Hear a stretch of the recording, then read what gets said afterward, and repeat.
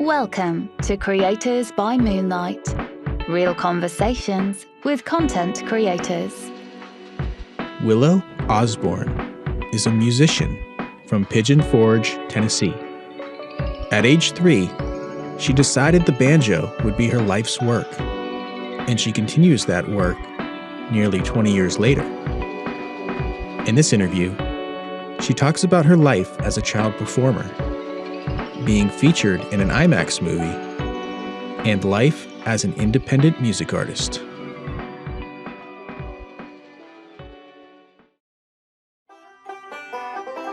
When I was about 3 and a half, my mom took me to see a show here in town. I saw this guy in the pre-show. His name was Gary Biscuit Davis, and he was up there playing his banjo, and I was just amazed. So I turned to my mom and I said, "Mom, this is what I want to do for the rest of my life. I want to play banjo and I want to make people happy."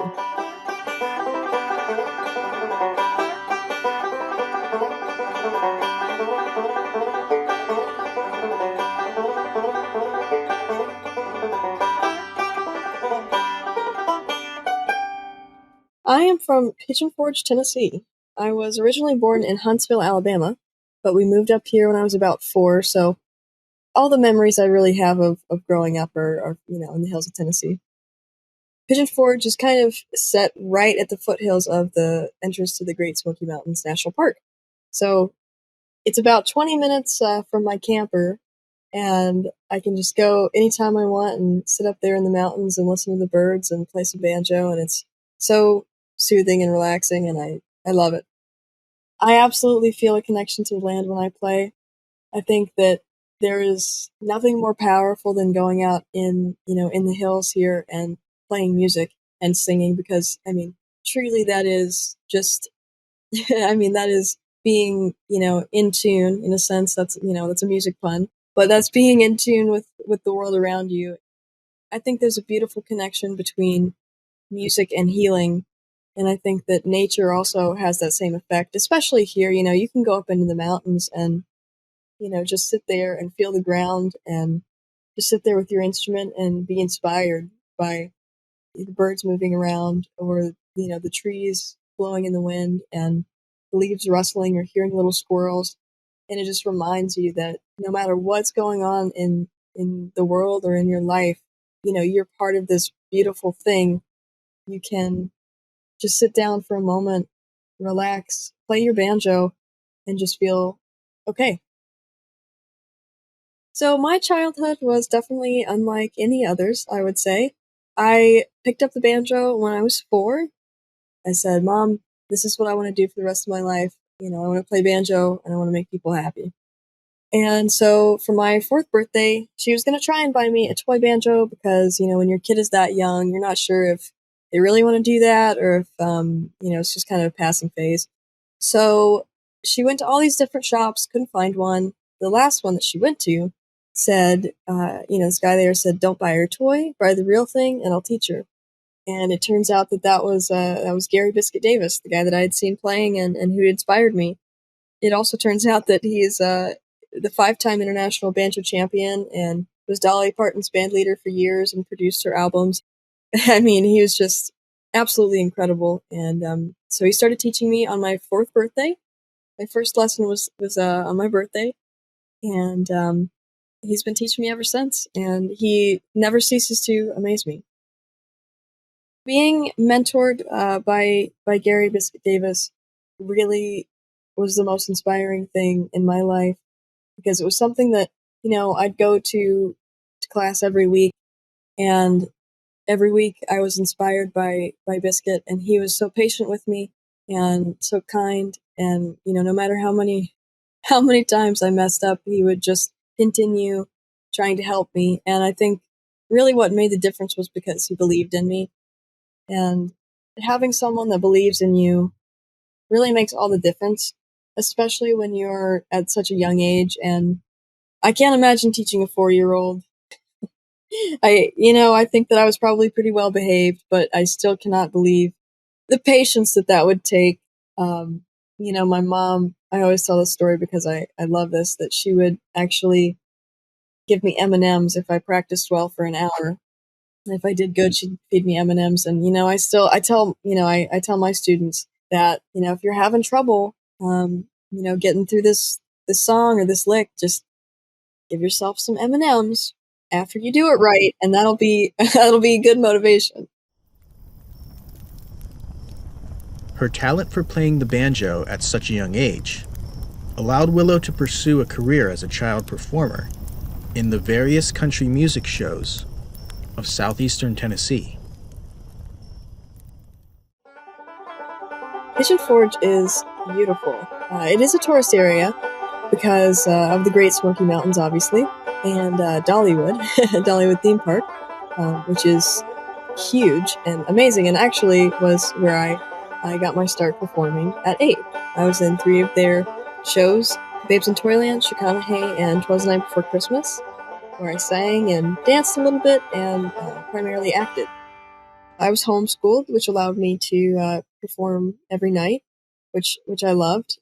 Being homeschooled and being in a professional environment as early as 8 definitely wasn't the norm for a child, but I sure did love it. My childhood was filled with music, with friends, and happiness, as far as that goes. And it's funny because when I started kindergarten, I was, I went to public school for kindergarten, and I was so unhappy. I would cry every day and, beg my mom not to take me because all I wanted to do was stay at home and play banjo. And so obviously she knew that she didn't want her kid to cry every day. So, so I was able to start being homeschooled, and things kind of just took off from there. Being in show business since 8 has been wonderful, has been stressful. It's been a real mix of so many different things, but overall it's been good, which is, I think, is how a lot of performers would maybe talk about, their experience with show business. So like I said, I was in 3 shows at Dollywood. It started when I was 8. The thing that was missing from Dollywood was just that I couldn't play my banjo there because it was more of an acting singing role. And I really wanted to, play the banjo. So I went over to another theater here in town called the Country Tonight Theater and auditioned, and I got the role for female youth performer. And then I stayed there for almost 9 seasons, which was pretty much my whole childhood, which is crazy to think about. I had people backstage, my cast members actually pulled some of my baby teeth before shows, which is so funny. That's what I mean too, but I definitely didn't have a normal childhood, but it's like, that was fun. But it really is a lot of pressure on anyone in show business, but especially young, child performers. It's a lot of pressure because not only are you dealing with, normal growing pains, you're also dealing with pressure of performing every night and the consistency. And, you're in social circles that are much older than you. You are kind of into the adult world a lot sooner than maybe you would be normally. I'm thankful for that in a way because honestly, I don't know if this, is part of it, but I don't really socialize that well with people my own age. So, it was kind of normal for me to be, 10 or 11 and sitting back there and just, talking with my 30, 40-year-old coworkers about, stock markets and stuff like that, which is just funny. But I look back on, my years there, and I had a wonderful time. It was a lot of pressure, but, I think everybody handles that sort of thing differently. And at the end of the day, I loved what I was doing. And, having people come up to me after the show and shake my hand and say, thank you so much. We love the show, and, we hope to come back. That's really what makes all of it worth it. Is knowing that somebody enjoyed what you did and you made that connection with someone that maybe they'll, take home from their vacation, they'll take with them for a while. And so I think in those moments where things were really stressful, I tried to kind of zoom out and remember things like that. It didn't always work, but sometimes it did. My parents, my parent dynamic is a little bit interesting. My father actually left us when I was about 8. So right about the time that I started performing. We went a couple years where, I would see him periodically, and then I haven't really seen or talked to him in many years now. But my mom was always very supportive. She has always been the one, in my corner for me, and I really can't thank her enough for all the sacrifices and all the things that she did for me growing up. She was always the one that's like, okay, well, you want to go to this festival? We're going to have to drive for 16 hours. Let's get in the car and go. My mom was definitely protective of me because, like we talked about a little bit earlier, show business is, you're put in front of 400, 500 people every day. And that sometimes is not, the safest environment for anyone, but nonetheless, a small child. And so my mom definitely was protective of me, sometimes to the point where I would be a little bit irritated. But looking back as an adult now, I understand. Underscoring all of her early achievements was the love of the banjo. Willow describes how she advanced her musical skills, as well as her involvement in the bluegrass community. The banjo is definitely an interesting instrument. It's got 5 strings and it's tuned to G.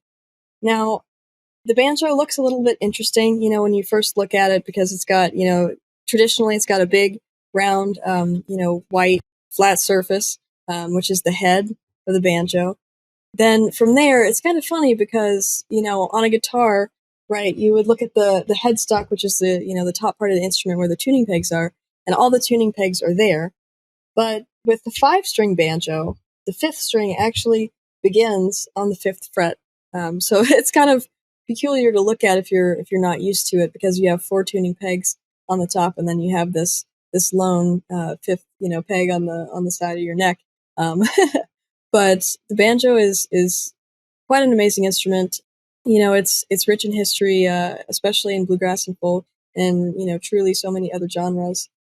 People always say the banjo is a really difficult instrument to learn, and I would agree and disagree with that at the same time, because I think that any instrument is going to be challenging to learn if you don't play an instrument already. If you're just beginning, any instrument's going to be difficult, but I think that banjo is so rewarding. It's definitely worth the challenge at the beginning.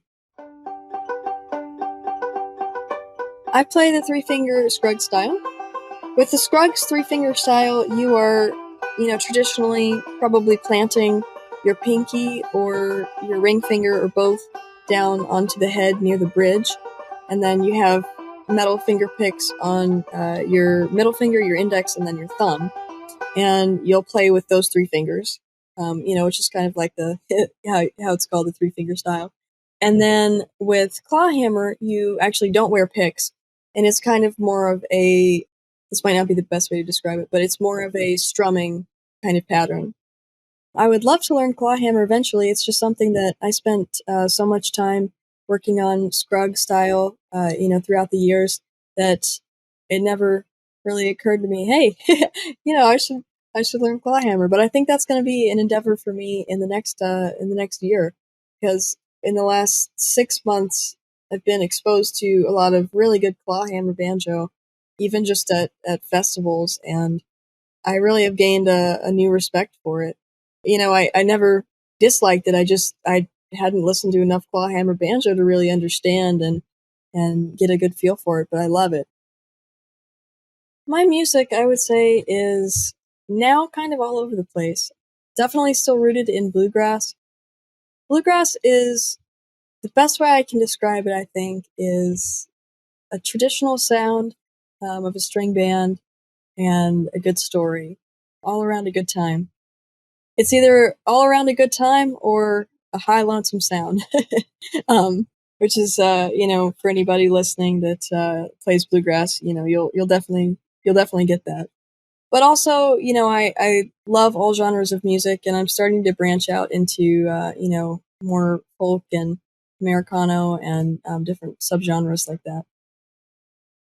Some of the staples that I play would be Old Home Place, which is a J.D. Crowe and the New South tune.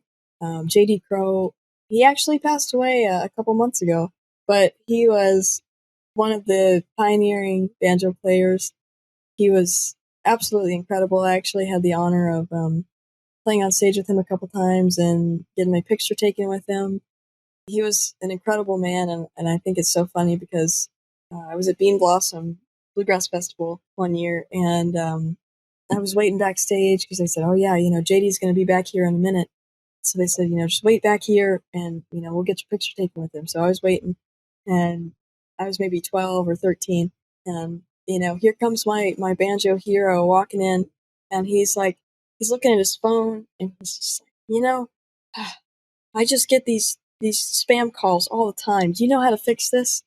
And I'm just like, my mind is just blown because I'm sitting there looking at my banjo hero, and he's asking me if I can fix the spam calls on his phone.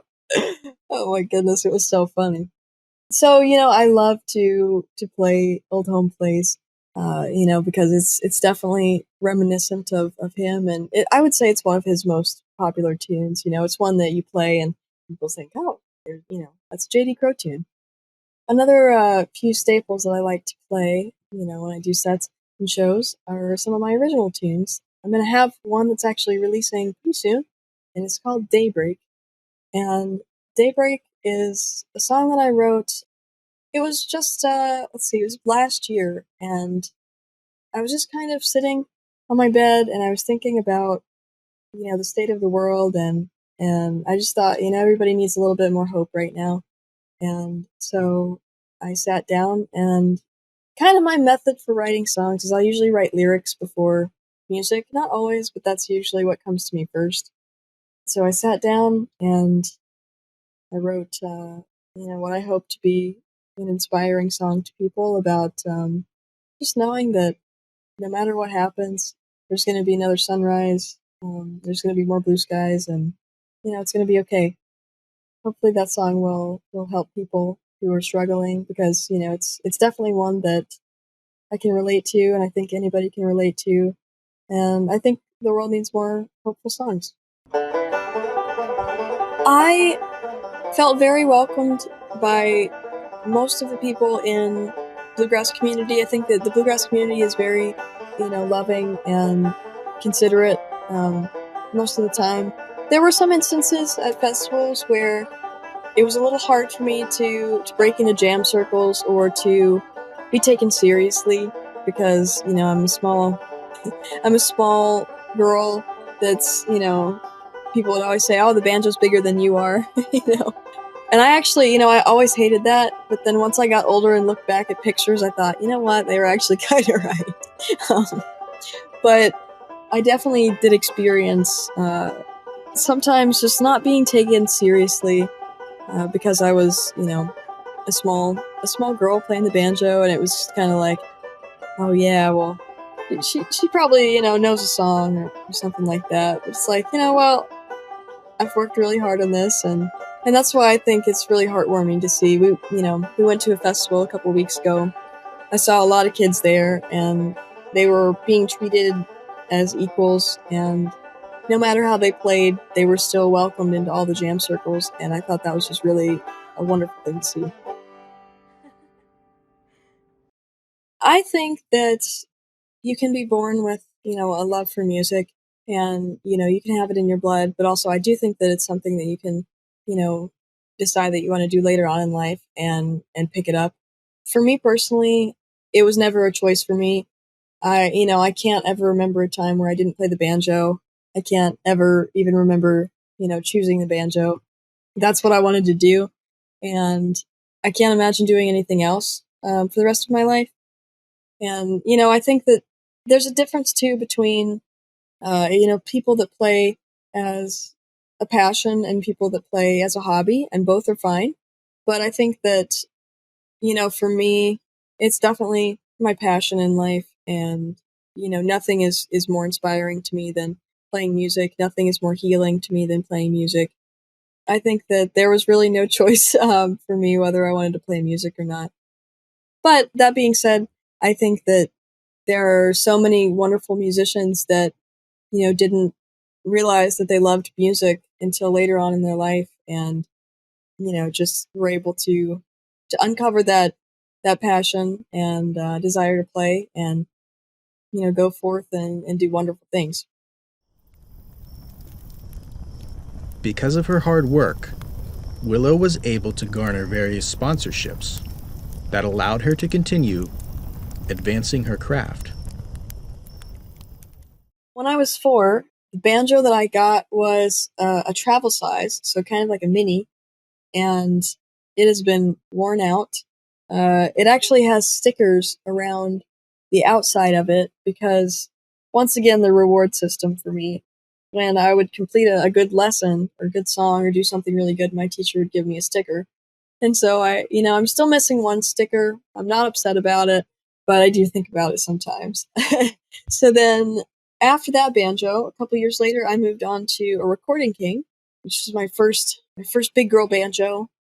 I still have all my banjos. It's an attachment, all right. So then I have my Recording King, and then I got my Sierra, and then I got my 6-string, and then I got my Frank Neat, and then I got my Calico. So that is 6.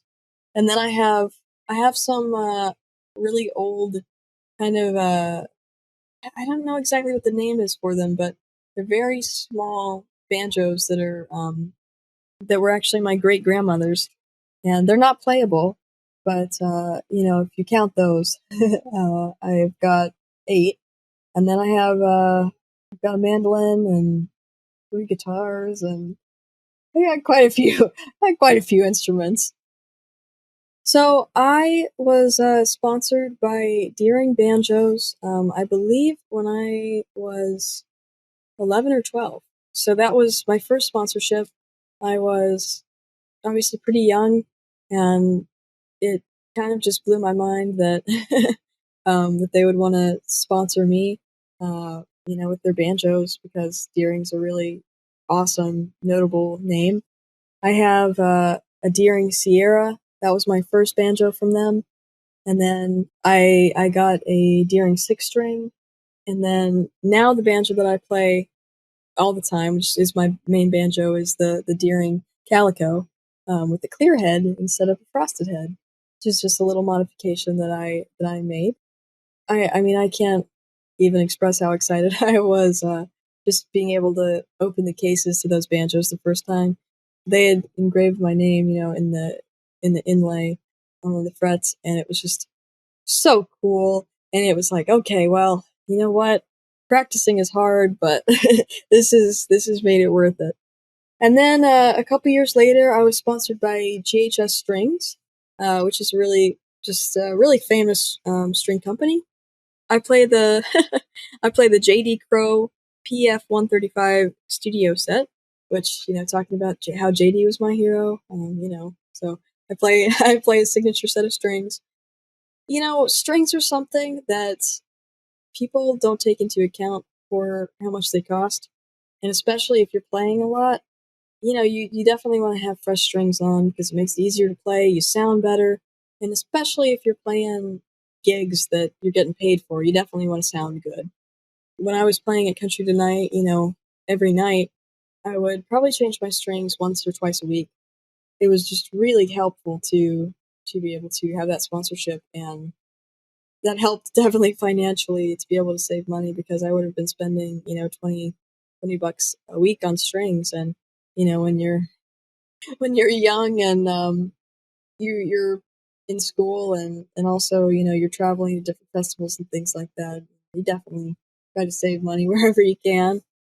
A few years after my GHS strings endorsement, I was actually endorsed by Frank Neat, who is an amazing banjo maker out of Kentucky, and he makes Neat banjos, NEAT banjos, and he made a custom banjo for me that is just phenomenal. It's gold plated, and just what a beautiful work of craftsmanship. And it's really the traditional bluegrass banjo workhorse. I mean, it's just, you walk up to it with a jam, and it's loud and awesome, and it's beautiful, and it's just I was incredibly blessed and fortunate to be able to have that banjo from him. And then let's see, it's almost a year and a half now that I've been endorsed with Black Mountain Picks, which Black Mountain Picks are really cool because they have kind of taken a normal thumb pick and turned it into kind of a new innovative design that's not been done before, where they're made out of plastic, which normally picks are made out of metal, and then your thumb pick usually has a tiny piece of plastic at the end. But Black Mountain picks are totally made out of plastic, and then it looks like you have a flat pick on the outside part, so the part that's actually hitting the string. So you have more surface area there than normal picks, and they actually have a spring to hold together, the part that wraps around your thumb, and then the flat pick, which is really cool. And so whenever Cole, the business owner, came up and said, love to have you, make some videos for us, and sent me some picks, and I was like, of course, I'd love to. I'd love to play with these picks. They have regular, and then they have a jazz pick, and I usually play with the jazz pick because it's just a little bit smaller, and because my hands are pretty small, the jazz pick is definitely perfect for my size. So if anybody's listening and needs some picks, I love my Black Mountain picks. So I would definitely check them out because they're unlike anything that I've ever played with before. And I can guarantee that, you probably haven't tried anything like that before. So definitely something to try out and see if you like. The way that I choose my banjo really, I think, is what kind of gig I'm playing. Now, I will say my Calico has been my main banjo for six years now. So she's kind of, she's my baby. She's been with me through everything. She's had many tears cried on her and many joyous songs played, and so I love her. But I will say, if I'm gonna play a really traditional, straightforward bluegrass gig, I would definitely reach for my neat banjo because, like I said, it's set up to be just the awesome traditional flathead banjo. One day, Willow received a chance invitation to be featured in the IMAX movie, America's Musical Journey. My experience with filming America's Musical Journey was probably one of the most amazing experiences of my life, if not the most. It's so funny because the way that I got offered to do the film was just through an email. I read this email and I looked at it and I'm like, Mom, I think this is spam. I was like, Mom, I think this is not real. I think this has got to be spam. So my mom was like, well, let's just email back and see what they say. And well, it was legitimate, to my amazement.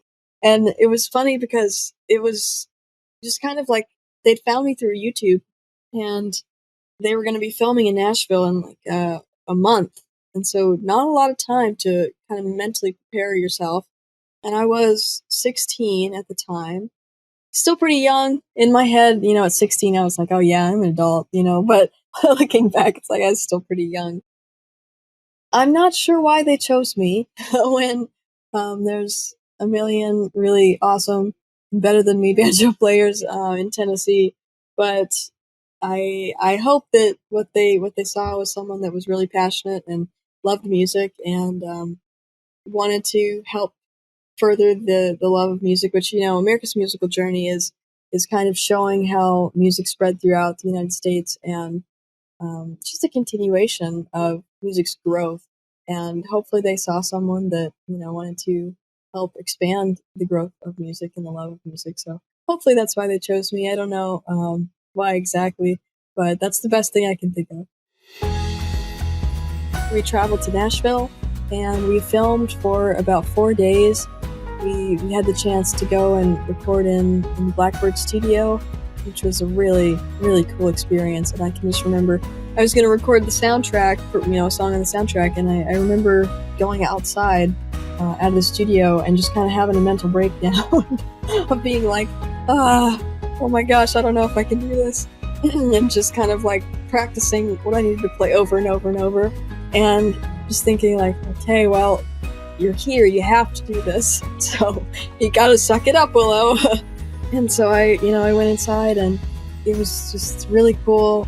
The film was actually narrated by Morgan Freeman, but the story is told through Aloe Blacc, who is, a very famous artist, and, he sang the song Wake Me Up, which it's so cool because, a few years prior to that, I was just at a really low point in my life, and I can remember listening to that song and feeling hopeful, and then a couple years later I was just in the studio recording with him, and it was just like an amazing moment of just thinking, wow, I'm so glad that I was able to have hope and continue on, because now I'm sitting here with a person that helped me get through those moments. And music's, like I said, music is incredibly healing. So that was a really cool experience. After that, we traveled, when I say we, my mom and I traveled to the Smithsonian a couple months later when the film premiered. It had a 3-day premiere, and I played at each premiere, and that was just mind-blowingly cool. It was really nerve-wracking too, but everyone was so kind there and just so welcoming. It was just an amazing experience, and they got hotels for us, and then sent little tacos up, and just like little things like that really made you feel special and just added to the experience. And then throughout that year we went to a premiere in Seattle, and then a premiere in Memphis at the aquarium. In Seattle it was at the Pop Culture Museum.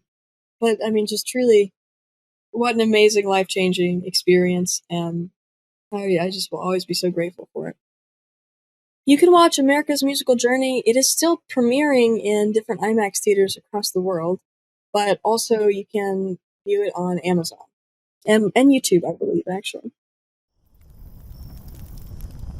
Now in her 20s, Willow has recommitted herself to pursuing life as a musician.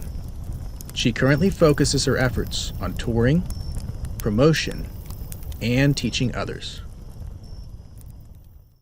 When I was 17, I left Country Tonight the following year, just about when I was ready to turn 18. And it was a really hard decision for me, because, that's where I'd grown up, and I loved all my friends there. They were my family. But I wasn't growing anymore, and I'd gotten lazy, and I really struggled, because I didn't know what I was going to do next. I took a break. I worked as a barista for Starbucks, and I did that for a couple years, and then I got back into performing, and those were such sad years of my life, and I realized that I missed playing more than anything, and how much I needed it, that it was something that I could never stop doing, because it was essential to my happiness and my well-being. But taking that break was good for me, because I discovered that, because I'd never had a time in my life where I wasn't playing music, and I didn't know what it felt like. It's interesting because as a 18-year-old, I would think back on my days as a musician and reminisce, like I was a much older person, that couldn't play anymore, and was just sad. And that's really the way I felt inside. It was just like my best days were behind me, because I wasn't sure where I was supposed to go next, what direction I was supposed to head in. And I think that can be really something that people struggle with who have done a lot of things and had a lot of experiences so young. Because it's like, well, now what do I do? And that's when you have to grow a lot, I think. Because I was comfortable for a really long time at Country Tonight, and now I'm in the phase where I've been in this phase for a little bit, where it's just I have to grow a lot. And I am, I'm proud of the growth that I've made. but it's like I have a lot bigger goals now that are kind of like, well, this would be crazy if I could do this, but it'd be really cool. And I think those are the kind of goals that you have to set for yourself, the ones that you almost don't believe in because they're just, they're too far away. But those are the ones that you have to believe in, because those are the ones that keep you reaching for success and for the passion and the happiness that you get. Typical day for me would be, I wake up, I go out to the kitchen, I get my bunny, Miss Butters, her breakfast banana. She, bless her heart, she's on seizure medication, and so the only way that she'll take it is banana, and so we have breakfast and bedtime banana, and then after that she gets her morning parsley. It's actually her birthday today. She's 5. So we're going to celebrate with some watermelon and strawberries and blueberries a little bit later and go to PetSmart and pick out a little toy. So that'll be fun. And then usually I'll make some breakfast. And then right now, my boyfriend and musical partner, Jesse, and I have been, working on a bunch of music, and we've been kind of on and off the road for a while. So today we're going to do some laundry and get packed up because tomorrow we're leaving for Kentucky. We'll play a show in Glasgow, Kentucky. And then after that, we will hit the road again, probably that night. And then on Saturday, we play in Georgia. I believe in Sewanee is maybe how you say it. And then Sunday, we'll be back, back in Tennessee. And I believe we're going to try to sit down and write some original music, maybe some instrumentals, which I think will be fun. So really, my days are just filled kind of with,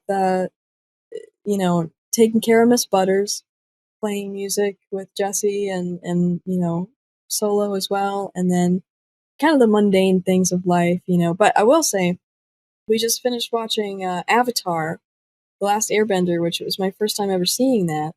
And now we're watching The Legend of Korra. So that's kind of been a daily routine for a while now. I do love my fair share of TV shows and movies. So I do spend a little bit of time doing that on a regular basis, but what can I say? I love all art in all forms.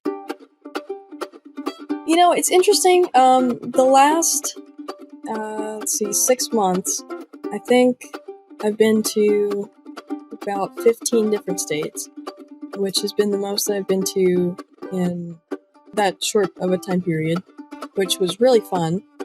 In November, Jesse and I, and then we were part of this band called Bar J Bar from LA, and we toured about 13 different states just in November, which was incredibly fun. And that was my first real experience of kind of being in a tour van and not being able to shower for a few days, and learning how to brush your teeth in a McDonald's bathroom and trying to avoid people staring at you, which it sounds kind of rough, but really it was fun. It was fun. And I loved it. I hope to do that again. Growing up, because I was performing, at Country Tonight, about 400 shows a year, I really didn't have too much freedom to travel and do that kind of thing. So that's what I'm hoping that, this next phase of my life will bring, is just being able to travel and meet new people and play new places and go to festivals and just explore. Last weekend, let's see, this is just Saturday, we went to see Billy Strings in Virginia, and Billy is one of the most inspiring young artists out there to me. He is just so phenomenal. I mean, he's a phenomenal musician and entertainer and singer, but also he's helped bridge a lot of genre gaps, and I think that's really inspiring. Also to someone who, I love all kinds of music. Growing up, I loved classic rock a lot, and Billy kind of bridges the gap between bluegrass and rock a lot of the times. I mean, they encored with a Pink Floyd song whenever we were there, and I just thought that was so cool. And it's like, oh yeah, they can have a banjo playing on Pink Floyd song. Like, I could do that. So that's really cool, really inspiring. I obviously Bela Fleck is probably one of my biggest heroes. His newest bluegrass album is incredible, and if I could somehow one day play every song on there, I think I would be happy with myself. I think then I would say, okay, I've done good. But Bela is incredibly inspiring and just phenomenal. Also, the Punch Brothers, might go see them at some point this year. Would love to see them on tour, but Noam and Chris are, I mean, everybody in the band, but specifically to me, Noam and Chris are just so inspiring, such creative people, and have really taken, their instruments to the next level. And I think that someone coming from a traditional bluegrass background, I definitely want to learn how to take it even further, to the next level. And I think that Billy and Bela and Noam and Chris all do that. So, it's definitely something that I spend a lot of time watching and listening to. I am completely independent. So I do all my bookings and all my show planning. And in music, there's always going to be a struggle between, the business aspect and the actual art aspect, because usually people that are heavy into art are not too good at the business side of it, or don't really, at least they don't enjoy it very much.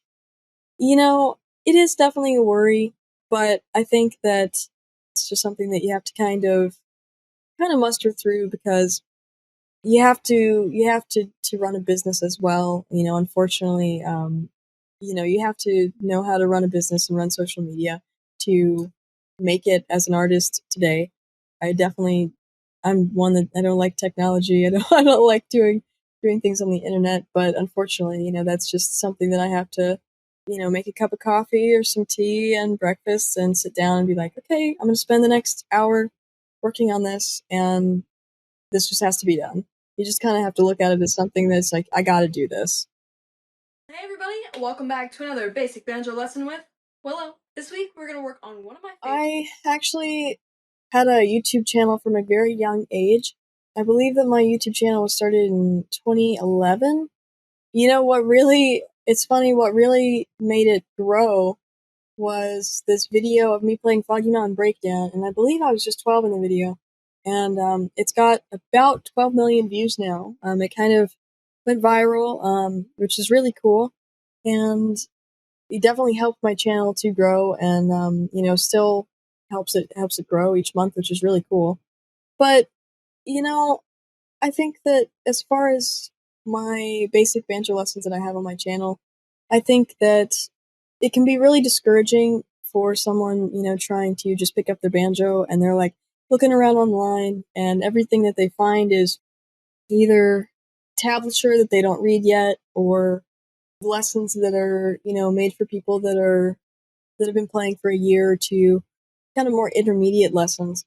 And so I thought, well, this could be fun. This could be fun to just kind of make, these basic, banjo lessons and little licks a little bit more accessible to people that are just starting out.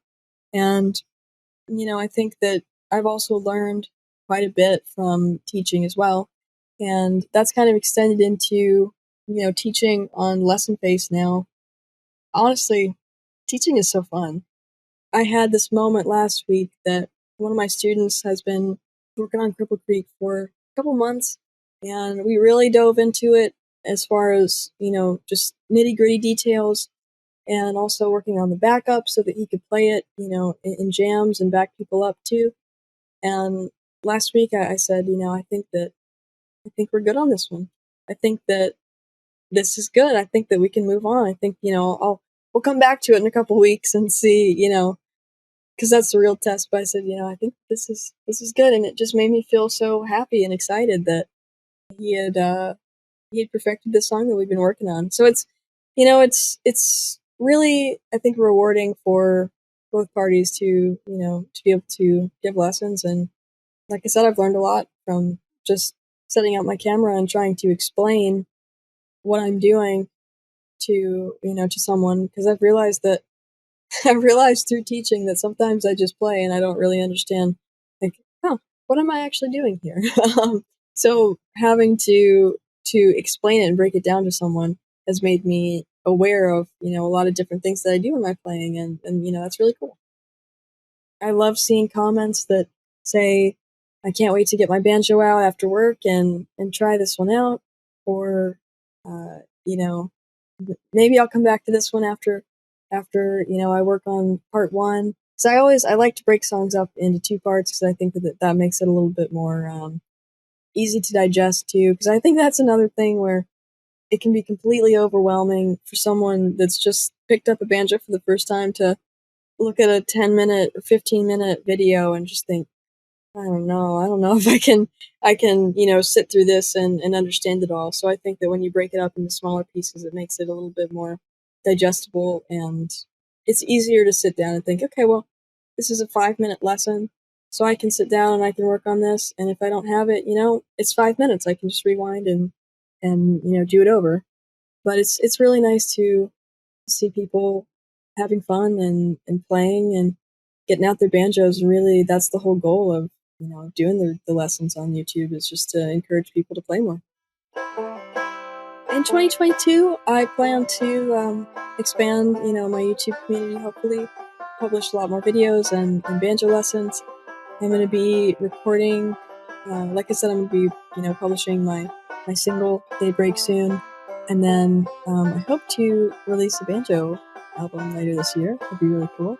And then, just like I said earlier, traveling a lot, going to a lot of different festivals, playing every day, all the time, just taking in a lot of good music, and just working towards a lot of those goals that I have set for myself, and really just diving in headfirst, devoting myself completely to music.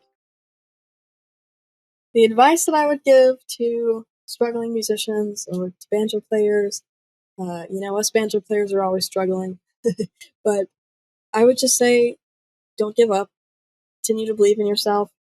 Know that, everyone learns at a different pace. And, if you're not learning as fast as you think that you should be, that's okay. Because I can guarantee you that everybody else thinks exactly the same thing. I think it's important to remember to play from your heart. If somebody doesn't like your playing, that's okay. Because if you're playing what you like, what makes you feel good, what makes your heart happy, if you're putting music out there that you're proud of, be proud of that. And just know that what you're doing matters. Music is an endeavor that is hard, but it's worth it. And I think that anybody that loves music and loves playing music knows exactly what you mean, when you talk about the life of a struggling musician, because it's like, sometimes you think, man, this is crazy. I'm brushing my teeth in a McDonald's bathroom, but I'm actually really happy doing this, because guess what? I get to go play a show in a state that I haven't been to yet tonight, and share music with people I haven't met. And that is so worth it to me. So I guess just don't give up and believe in yourself would be the big things for me. Thanks for listening to Creators by Moonlight. Email the show at creatorsbymoonlight@gmail.com and follow the show on social at Creators by Moonlight.